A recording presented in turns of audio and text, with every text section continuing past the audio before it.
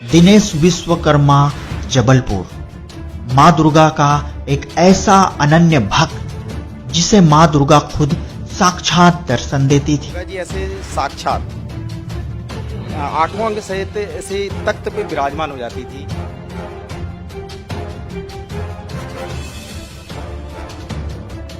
लेकिन इतनी भक्ति के बावजूद भी मां दुर्गा से दिनेश जी की पत्नी का कैंसर का रोग ठीक नहीं हो पाया और दिनेश विश्वकर्मा की पत्नी की मौत हो गई। और हम उनसे यही प्रार्थना करते थे कि कैंसर था, कैंसर ठीक हो जाए। आज जगत जननी है, जैसा सुन रखा था हमारे गुरुओं ने, धर्म गुरुओं ने हमको बता रखा था कि दुर्गा ही सारी जगत की जननी है। तो हमने कहा हमारे तो भाग खुल गए।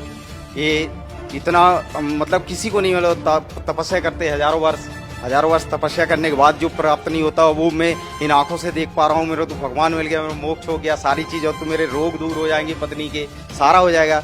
लेकिन भगत जी क्या बताऊँ कि वो यही कहती रही ठीक हो जाएगी। वो दूसरे दिन मेरी पत्नी की मृत्यु हो।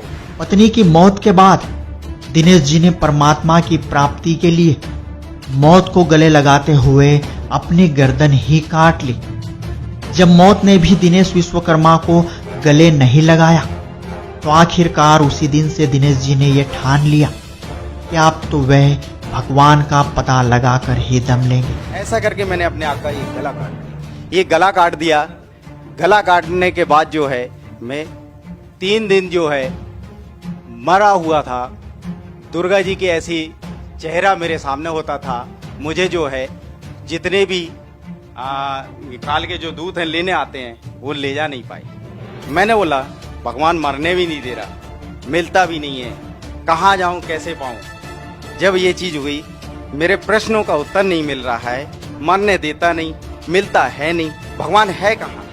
एक दिन दिनेश जी को पता चला कि परमात्मा तो धरती पर अवतार ले चुका है और मैं इस परमात्मा को न जाने कहां कहां खोज रहा था।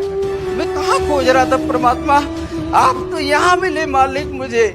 मैं तो कहाँ ढूंढा, गला काट दिया परमात्मा।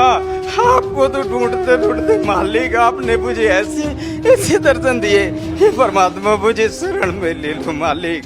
मेरा तो सब कुछ बर्बाद हो गया है। यहाँ दुनिया झूठ बोल के और सबको बरगला रखी है।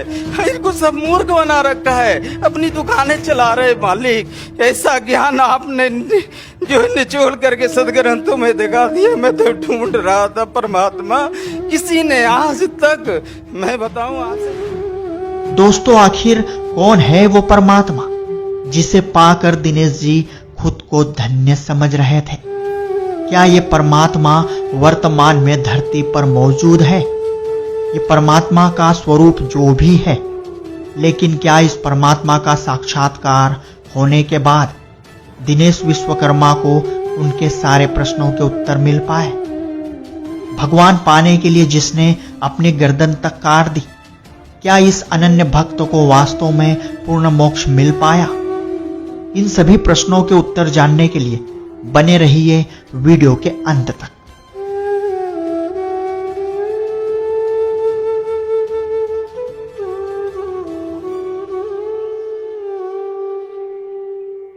सर नमस्कार। नमस्कार सर।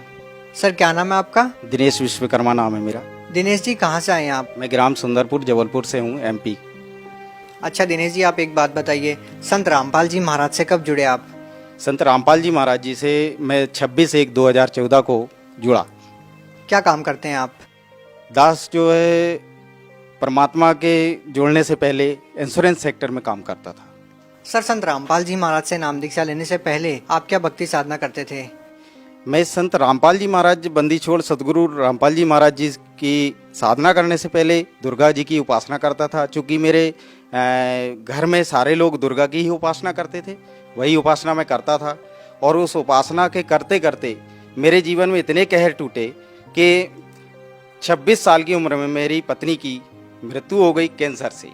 और दुर्गा जी का उपासना करने से जो मैं आपको बताने जा रहा हूँ कि दुर्गा जी ऐसे साक्षात आठवां अंग सहित ऐसे तख्त पे विराजमान हो जाती थी। और हम उनसे यही प्रार्थना करते थे कि कैंसर था, कैंसर ठीक हो जाए, आज जगत जननी है, जैसा सुन रखा था हमारे गुरुओं ने, धर्म गुरुओं ने हमको बता रखा था कि दुर्गा ही सारी जगत की जननी है। तो हमने कहा हमारे तो भाग खुल गए। ये इतना मतलब किसी को नहीं मिला, तपस्या करते हजारों वर्ष तपस्या करने के बाद जो प्राप्त नहीं होता वो मैं इन आंखों से देख पा रहा हूँ। मेरे तो भगवान मिल गया, मेरा मोक्ष हो गया, सारी चीज़, और तो मेरे रोग दूर हो जाएंगे, पत्नी के सारा हो जाएगा। लेकिन भगत जी क्या बताऊँ कि वो यही कहती रही ठीक हो जाएगी। वो दूसरे दिन मेरी पत्नी की मृत्यु हो गई। मृत्यु हो जाने के बाद मैं सारी रात सोया नहीं। मैं ये सोच रहा था कि इस दुनिया को मैं बताऊंगा, कोई यकीन नहीं करेगा कि ये दुर्गा साक्षात देख रहा था, और इसके बाद भी इसके ऐसे हाल हो गए कि पत्नी मर गई, कैंसर से मर गई। मैंने क्या किया, सुन रखा था जैसे धर्मगुरु ने कि भाई मरने के बाद भगवान मिलता है, मरने के बाद भगवान मिलता है। तो मैंने फैसला कर लिया सुबह मैं अपने आप को मार दूंगा और इसके बाद सफ़र करूंगा कि भगवान है कहाँ। जीते जी भगवान तो मैंने देखा, वो मेरे जीवन के कहर नहीं अलग कर सका। कोई मेरे जीवन में कहीं पे भी सुख और शांति नहीं प्राप्त हुई। ऐसा करके मैंने अपने आप का ये गला काट दिया। ये गला काट दिया। गला काटने के बाद जो है मैं 3 दिन जो है मरा हुआ था। दुर्गा जी के ऐसी चेहरा मेरे सामने होता था। मुझे जो है जितने भी काल के जो दूत हैं लेने आते हैं वो ले जा नहीं पाए। मैंने बोला भगवान मरने भी नहीं दे रहा, मिलता भी नहीं है, कहाँ जाऊं, कैसे पाऊं। जब ये चीज़ हुई, मेरे प्रश्नों का उत्तर नहीं मिल रहा है, मरने देता नहीं, मिलता है नहीं, भगवान है कहाँ। ऐसा करके जो है मैं प्रश्नों पे प्रश्न मेरे अंदर से उठ रहे थे। फिर हुआ क्या सर जी कि मैं तीसरे दिन जब अपने होश में आया तो मैं बेड पे पाया, हॉस्पिटल में पड़ा हुआ था। मैं बोल रहा हूँ, मेरी आवाज़ नहीं निकल रही है। तो मैं इशारा किया कि मेरी आवाज़ क्यों नहीं सुन रहे। कोई सुनने वाला नहीं, सब देख रहे हैं। एकदम से उन्होंने देखा अरे इसको होश आ गया, होश आ गया, ठीक है। इसके बाद क्या हुआ, मैंने सोचा कि यार जब इनको सुनाई ही नहीं दे रहा, अच्छा रहा, कौन कितने सवाल पूछते, क्यों तूने गला काट लिया, क्यों ये कर लिया। मैंने बोला अच्छा रहा, चल एक काम तो अच्छा किया मेरे जीवन में, कम से कम बोलने का जो था वो बंद कर दिया। किस किस को जवाब देता मैं। सर, हम जीवन में बहुत कम ऐसे लोगों को देखते हैं जिनकी आस्था, जिनकी भक्ति इतने उच्च स्तर पे हो, इतनी आस्था उनकी हो कि भगवान पाने के लिए वो अपनी मौत को भी गले लगाना बेहतर समझते हैं। आपने भगवान प्राप्ति के लिए, भगवान दर्शन के लिए अपना गला काट दिया। आपकी पत्नी की मृत्यु हो गई, जबकि आप कह रहे हैं कि आपको दुर्गा देवी साक्षात नजर आती है, साक्षात दर्शन देती है। बावजूद इसके आपको आध्यात्मिक लाभ नहीं मिले, शारीरिक लाभ नहीं मिले। सर, आप क्या कारण मानते हैं कि आपको शारीरिक लाभ नहीं मिले, आध्यात्मिक लाभ नहीं मिले, जबकि हम देखते हैं कि आज के समय में बहुत कम ऐसे लोग होंगे जो आपकी तरह आस्था रखते होंगे। बहुत कम लोग ऐसे होंगे जो अपने जीवन को दांव पर लगा सकते हैं भगवान प्राप्त करने के लिए। सर, क्या कहना चाहेंगे, आखिर आपको आध्यात्मिक शारीरिक लाभ क्यों नहीं मिले? सर, इसमें यह है जो आज तक हमारे धर्मगुरुओं ने जैसा हमें ज्ञान दिया, शास्त्र के विरुद्ध ज्ञान दिया और उसकी जानकारी दी, उसी पद्धति को हमने जीवन में सुना, आचरण में लिया, उसको करते रहे। उसको करने के बाद परमात्मा कहते हैं, बंदी छोड़ सतगुरु रामपाल जी महाराज अपनी वाणी में कहते हैं कि भाई जो 3 देव की करते भक्ति उनकी कभी ना होवे मुक्ति। परमात्मा अपनी वाणी में फिर कहते हैं कि माई मसाणी शेर शीतला भैरव भूत हनुमंत, जो इनको पूजता है हम कोसों इनसे दूर होते हैं। परमात्मा अपनी वाणी में कहते हैं। हमको ये बात मालूम नहीं थी क्योंकि हमको सच्चा ज्ञान देने वाला कोई गुरु आज तक नहीं मिला। क्या आप ये कह सकते हैं कि संत रामपाल जी महाराज की शरण में जाने के बाद आपकी वो खोज पूरी हुई? बिल्कुल, मैं ये आपको बहुत बढ़िया बात बताता हूँ। मेरे जब ये प्रश्नों का हल नहीं हुआ कि ये भगवान ये नहीं है तो वो परमात्मा है कौन, कहाँ है, कैसे मिलेगा, मैं इस खोज में जब चला तो मेरे माइंड में एक बात आई कि जो सारे जितने चैनल्स हैं कहीं ना कहीं कोई तो गुरु होगा जो इस संसार के विषय में, इस भगवान के विषय में जानकारी दे रहा होगा। ये प्रेरणा हुई मेरे अंदर ऑटोमेटिक, पता नहीं क्यों। मैंने फिर सारे चैनल, सुबह से बैठता था, दिन के 6-7 बजे जो है मैं बैठ जाता था और 11-12 बजे तक मैं चैनल देखता था, सत्संग सुनता था, देखता था कोई राम की कथा सुना रहा है, कोई विष्णु जी को बता रहा है, कोई जो है कृष्ण जी को लीला बता रहा है, लेकिन कोई इसके आगे की कोई कथा ही नहीं बता रहा है। जब नहीं बता रहा तो मैं उनको फिर मोल्ड करते जाता था, मतलब उनको चैनल चेंज करते जाता था। नहीं मिलता था, थक जाता था, दोपहर में खाना खाता, फिर सो जाता। 3 बजे फिर उठता, शाम के 6 बजे तक चैनल देखता मैं। चैनल देखने के बाद वही कोई राम कथा, कोई कृष्ण जी की लीला बता रहा, वो गोवर्धन पर्वत उठाए, इसके आगे कोई ज्ञान ही नहीं, कोई नहीं। कोई हनुमान जी की वो उपासना बता रहा, आप ऐसा कर लो, ये हनुमान जी ऐसा चमत्कार कर देंगे, हनुमान जी पूर्ण परमात्मा है कलयुग में। मेरे को ज्ञान ही नहीं समझ में आ रहा, कोई हनुमान जी को भगवान बता रहा। फिर हुआ क्या कि मुझे जो है ये प्रश्नों का उत्तर एक दिन जो है बंदी छोड़ सतगुरु रामपाल जी महाराज जी का चैनल देखा, उसमें बंदी छोड़ सतगुरु रामपाल जी महाराज जो है दुर्गा कैसे पैदा हुई, कहां से इसकी उत्पत्ति हुई, ये सदग्रंथों में प्रमाण करके सब कुछ बता रहे थे।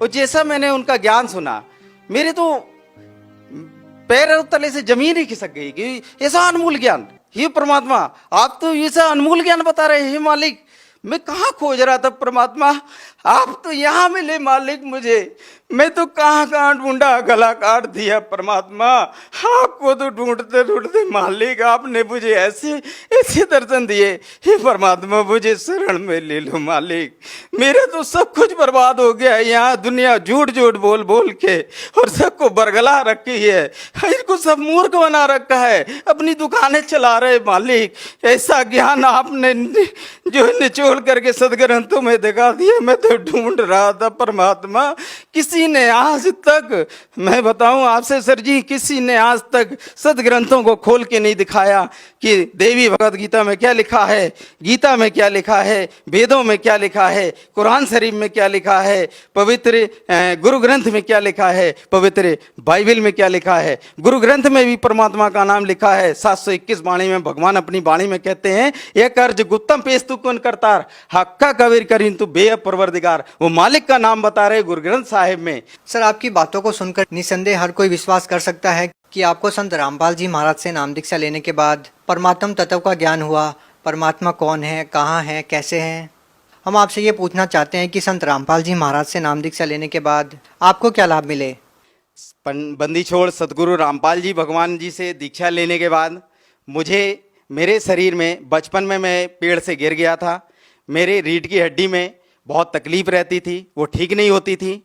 वो परमात्मा बंदी छोड़ सदगुरु रामपाल जी महाराज जी से दीक्षा लेने के बाद 90 ही दिन में वो जो काफ़ी साल का दर्द था, जो डॉक्टर ठीक नहीं कर पाए, जो कोई संत ठीक नहीं कर पाया, कोई झाड़ा लगानिया वाला ठीक नहीं कर पाया, वो परमात्मा की सतभक्ति करने से वो ठीक हो गया। सर जी ये कहना चाहता हूँ कि जिन पूजाओं को पहले मैं करता था, उनमें मेरे को जो एक गंदी लत थी, जो कोई नहीं जानता था मेरे परिवार में, मैं शराब भी पीता था, बीड़ी सिगरेट भी पीता था और गांजा भी पीता था।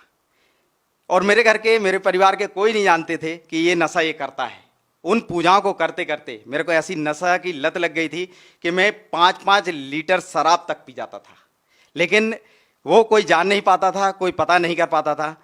मैं आपसे बतलाऊं कि मैं बयान नहीं कर सकता हूं शब्दों में, ऐसी हालत को मैं प्राप्त हो गया था, ऐसा नास्तिक होने जा रहा था कि भगवान इस दुनिया में है ही नहीं। आज जो भगवान पाने की प्रक्रिया जो बता रखी है, उससे भगवान मिला, वो लाभ नहीं मिले भगवान वाले, क्योंकि भगवान के लाभ सुन रखा है कि भगवान तो करुणा का सागर है, दया का सागर है। वो कुछ भी मेरे जीवन में नहीं ऐसा घटित हुआ।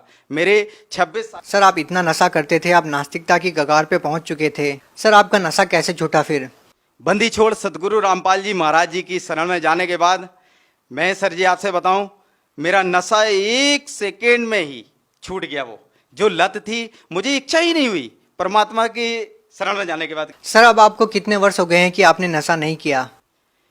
मैं जब से 26/1/2014 को मैंने परमात्मा बंदी छोड़ सदगुरु रामपाल जी की शरण में गया, उस तारीख से वो सारे नशे छूट गए एक ही पल में।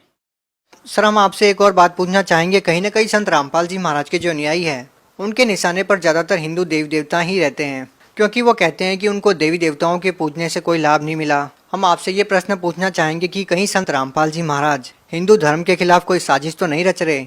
आखिर संत रामपाल जी महाराज किस धर्म को श्रेष्ठ मानते हैं। ये गलत है। बंदी छोड़ सदगुरु रामपाल जी महाराज जी ने किसी भी प्रकार से किसी भी धर्म के प्रति कोई साजिश नहीं रच रखी है। परमात्मा बंदी छोड़ सदगुरु रामपाल जी महाराज जी ने, क्योंकि उनका एक स्लोगन ही है एक कि जीव हमारी जाति है, मानव धर्म हमारा, हिंदू मुस्लिम सिख ईसाई धर्म नहीं कोई न्यारा। सर यहाँ पे हम एक और बात पूछना चाहेंगे कि क्या सारे ही गलत साधनाएं केवल हिंदू धर्म में हैं, मुस्लिम धर्म के बारे में आप कुछ नहीं कहते हैं। आज बहुत सारे धर्मगुरु हैं। मुस्लिम धर्मगुरु में मैंने एक नाम सुन रखा था, जाकिर नाइक का। उन्होंने बहुत खुला चैलेंज किया था कि आज इस संसार में कोई भी गुरु हों दो, कोई भी महात्मा हों दो, कोई भी शंकराचार्य हों दो, मैं उससे डिबेट करना चाहता हूँ, मैं डिबेट करने के लिए इच्छुक हूँ।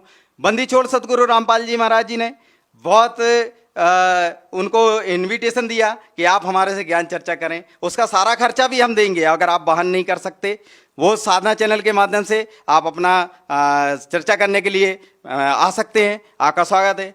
बंदी छोड़ सतगुरु रामपाल जी महाराज जी का ज्ञान ऐसा है कि इस दुनिया में उसका कोई सानी नहीं है। सर, अंतिम प्रश्न आपसे पूछना चाहेंगे कि एक ऐसा धर्मगुरु, एक ऐसा संत जो आपको आध्यात्मिक ज्ञान देते हैं, जो आपको शारीरिक लाभ देते हैं, आपको मानसिक लाभ देते हैं, वो संत आज जेल में है। सर, क्या कहना चाहेंगे इस बारे में?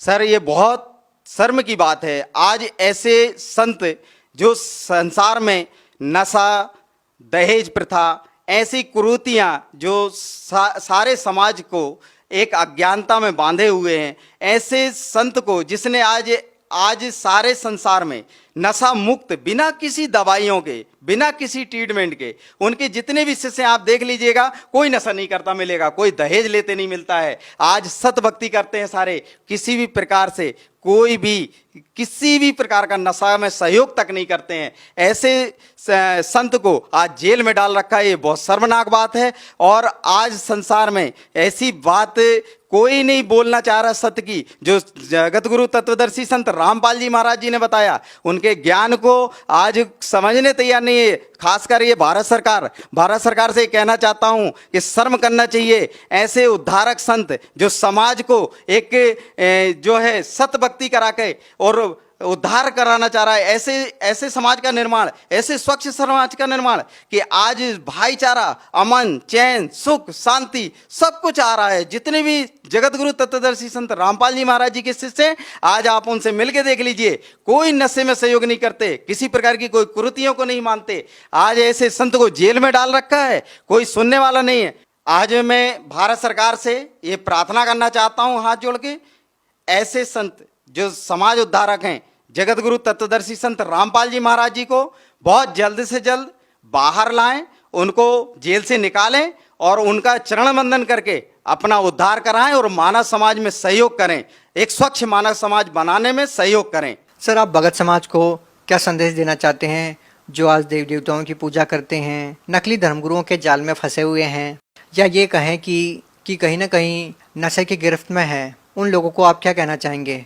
सर, भगत समाज को मैं प्रार्थना करता हूँ, हाथ जोड़ के दोनों हाथ से प्रार्थना करता हूँ, जिस भगवान को ये सारी दुनिया ढूंढ रही है, वो परमात्मा, पूर्ण ब्रह्म परमात्मा संत रामपाल जी महाराज जी के चोले में आज इस धराधाम पे बैठा हुआ है।